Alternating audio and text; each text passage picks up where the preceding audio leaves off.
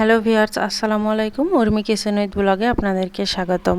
আজকে রান্না করব ইলিশ মাছ দিয়ে চাল কুমড়োর তরকারি।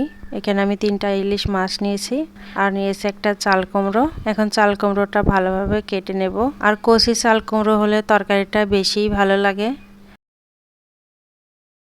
চাল কুমড়োর সাথে নিয়ে নিলাম একটা আলু কেটে। আলু ছাড়া চলেই না আমাদের, তাই একটা আলুও দিয়ে দিলাম। আর এখানে মাছগুলোও কেটে ধুয়ে পরিষ্কার করে নিয়েছি। এখন লবণ আর হলুদ দিয়ে মাখিয়ে রাখছি। আমি ইলিশ মাছগুলো একটু হালকা করে ভেজে নেব।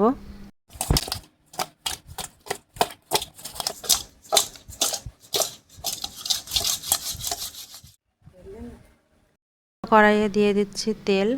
তেলটা যখন খুব ভালোভাবে গরম হয়ে যাবে তখনই মাছগুলো দেব। আর মাছ ভাজার সময় তেল যদি পর্যাপ্ত গরম না হয় তাহলে কিন্তু মাছ ওঠে না, ভেঙে যায়।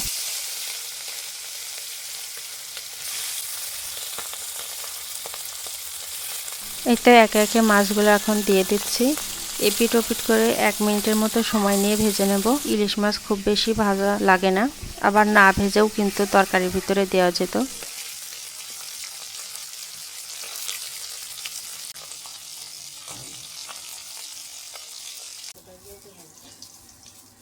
এতে সবগুলো মাছ ভেজে নেওয়া হয়ে গেছে। এখন উঠিয়ে নিলাম। মাছগুলো উঠিয়ে এক সাইডে রেখে এখন মাছের তেলের ভিতরে আরও একটু পরিমাণ তেল দিয়ে দেব। তারপর দিয়ে দিচ্ছি মরিচ ফালি, পেঁয়াজ কুচি। এগুলো একটুখানি নাড়িয়ে নেব। পেঁয়াজ কুচিও দেওয়া যাবে, আবার বেটে দিতে চাইলেও দিতে পারবেন। এগুলো 1-2 মিনিট নাড়াচাড়ার পরে এখানে আমি দিয়ে দিচ্ছি রসুন আর জিরা একসাথে বেটে রেখেছিলাম, সেটাই দিয়ে দিলাম। মশলাটা যাতে পুড়ে না যায় তার জন্য একটু পানিও দিয়ে দিছি। এখন দিয়ে দেবো একে একে গুঁড়া মশলাগুলো। প্রথমে দিয়ে দিলাম পরিমাণ মতো লবণ। এরপর দিয়ে দিচ্ছি হলুদের গুঁড়া।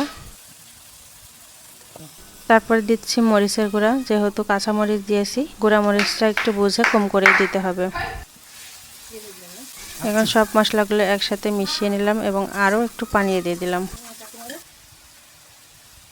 আর দিচ্ছি ধনিয়া গুঁড়া। এখন মশলাগুলো ভালোভাবে কষিয়ে নেব।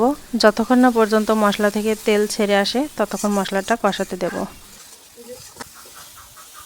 মশলাটা খুব ভালোভাবে কষিয়ে নিয়ে এখন আমি চাল কুমড়ো আর আলুগুলো দিয়ে দিলাম। এখন মশলার সাথে তরকারিটা খুব ভালোভাবে মিশিয়ে কষানোর পানি দিয়ে ঢেকে দেব। যতক্ষণ পর্যন্ত ভালোভাবে কষে আসে ততক্ষণ পর্যন্ত অপেক্ষা করব। তরকারি যত ভালোভাবে কষানো হবে খেতে কিন্তু ততই বেশি ভালো লাগবে।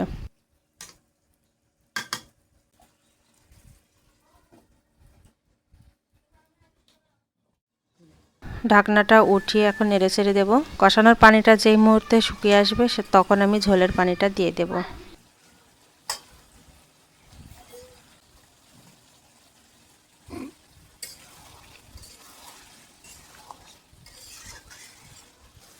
এই তো কষানো হয়ে গেছে। এখন আমি ঝোলের পানি দিয়ে দিচ্ছি। 1.5 কাপ পানি দিয়ে দিলাম। এখন আবারও একটু ঢেকে দিই। যখন ঝোলটা খুব ভালোভাবে ফুটে আসবে তখন রাখা মাছগুলো দিয়ে দেব।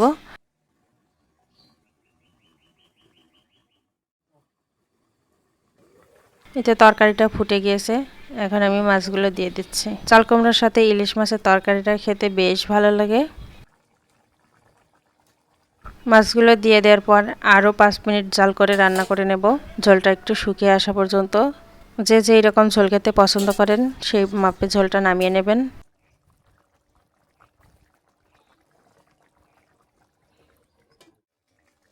এই তো আমার হয়ে গেছে তরকারিটা, এখন নামিয়ে নিচ্ছি।